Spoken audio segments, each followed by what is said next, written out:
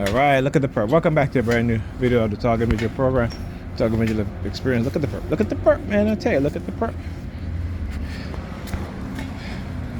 Only zombies stand up in the middle of the damn sidewalk at night, waiting for us to leave so that they can engage in, anyhow.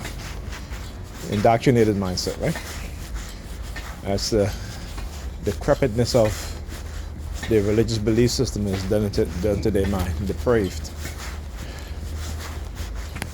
Anyhow, so I was listening to Pam, and like I said, I had put up my daughter's dresser, and I cleaned down on top her and Ethan's dresses, because Pam had so much stuff on there. And like I said, she hates to see a clean space because she got to put shit on there and clutter it up. So I moved it. I'm like, hi. I said to her, listen, why do you do that? I said, stop putting stuff on there that don't belong there. First of all, mouthwash does not belong on a dresser. It belongs in the bathroom. Right? You know what I'm saying? Sanitary wipes don't belong there. They belong in the closet. So then she goes, it's my house. I said, you're right. That's why I don't clean. That's why when you come in, you talk about, I need help and I need to clean up. I pay you no mind. Because of the very same reason. I said, I always tell you, remember what you said to me. I'm trying to help you out. But you're so damn pig-headed and ignorant that you want to, get all, telling me, it's your house and this and that. But then you turn around and tell me, why don't you clean? No, it's your house. You clean this shit. Okay? You know what I'm saying? Shit is ridiculous, man. Really, really ridiculous. And then what else? What happened? And then she puts clothes on top the speakers, the home theater speakers. And I said, this is what I talk about. Clothes doesn't belong on top there. Put them away. Put them in this drawer. Put them in the drawer. Hang them up in the closet. But, dysfunctional mindset, you can't help them. Did you see Child give me the middle finger? I'll give him the middle finger too. Sticking my middle finger. Oh yeah. Right? The dysfunctional mindset. And so, like I said, New York Police Department. They gotta show up.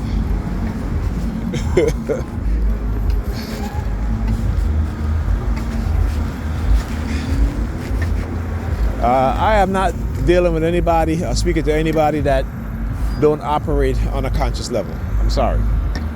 But that's how you have to be. If you are a conscious person and you are dealing with unconscious people, okay, they are going to bring you down. Okay? They are going to, and again, you're going to never match up with them well because again, they operate on a delusional sense of being, and they don't want to look at the reality. Like I was talking to her, we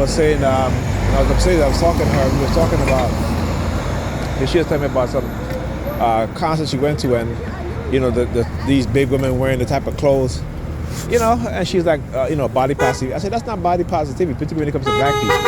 That's the condition. That's the laziness in the minds of black women, right? That's been conditioned into them, and also because they know that black men, love them regardless. But what has happened over the past decade and a half is that instead of appreciating black men, they have been conditioned to speak ill about black men. Okay? So, it's like what these women don't understand, and again, they're being misled by these so-called social media relationship divestors type, who tell them, go date an Asian man or a Caucasian man or whatever. And I'm like, yeah, but those men, what do you think is going to happen? I don't care how nice you are to them, than you are to black men. Eventually, they're not marrying you. They're not having a serious relationship with you, right? Okay?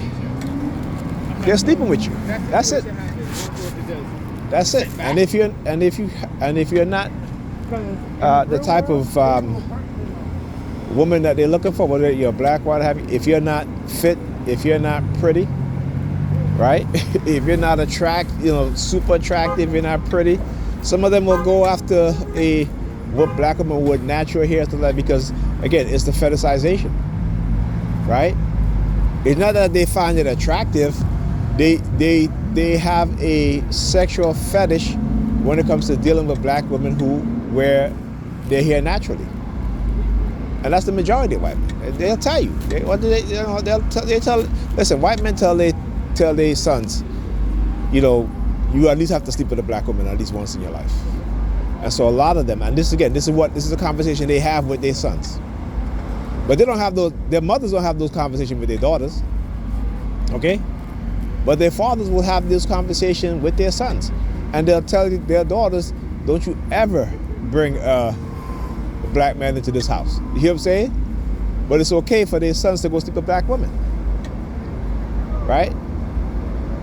And again, that's the reality. And that's the reality that a lot of black women, a lot of these so-called divestors don't want to accept and realize.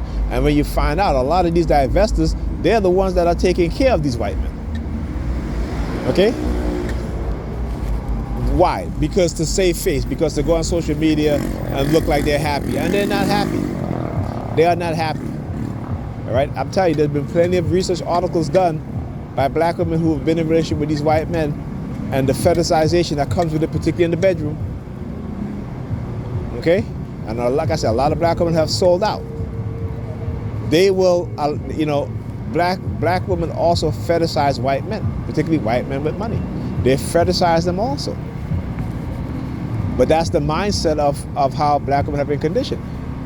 Why is it that you see certain sites, you see so-called ghetto gaggers, right? These are white men talking to black women in the so-called ghetto and engaging in rough sex with them, right?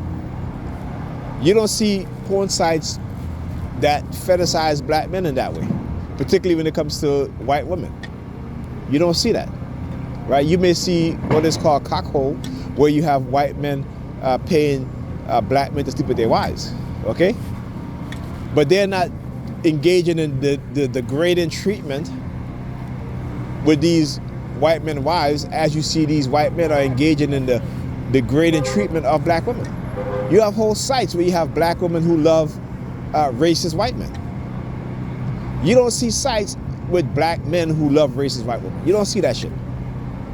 And what's so telling about it is that when you hear, if you ever hear a story of a black man who was dated a white woman, and particularly when it comes to him finding out that white woman was fetishizing him, he stopped talking to her. Doesn't matter her socioeconomic status. That black man was not talking to her. Like, I was listening to a call-in show, a radio show, and a white woman called in, and she's like, well, I met this guy, he's dated for a little bit, he's black, have you. And when we finally had sex, she was like in the middle of having sex, he stopped and he got dressed and he left. And she haven't heard from him since. And so the radio show host asked her, he says, well, what did you say? And she said that she told him to, I love your nigger cock and give me a nigger cock. You know what I'm saying? And the guy was like, that was a turnoff for him. But black women love it when white men engage in those racist talk in the bedroom, because they're conditioned that way. It's an exchange. And again, I understand the history and I understand why. Right? I understand the whole socioeconomic play a big part of it too. So I understand these things. Either grabbing the scratch. Yeah, fuck you, motherfucker. Walk over here grabbing the scratch. You know what I'm saying? With these dudes, man. I tell you, bunch of fags. Excuse my language. Bunch of gay people. Grabbing their crotch in front of a grown man. When the black men become like that, huh? That's what they say. A lot of down low brothers. You don't see me walking down the street grabbing my crotch in front of no man. Matter of fact, I wouldn't even do it in front of a woman. But these dudes on their closeted gay self, they'll do shit like that. So anyway, like I was saying, so they'll be like, oh, white men treat you better. Yeah, I mean, they're in a total social economic bracket. So they can take you to those fancy restaurants that you want. You look at the average salary of white men. They're at least, they make at least 15,000, 20,000 more than black men. Okay, so yeah, you know what I'm saying? Anyhow, talk to you guys in the next video.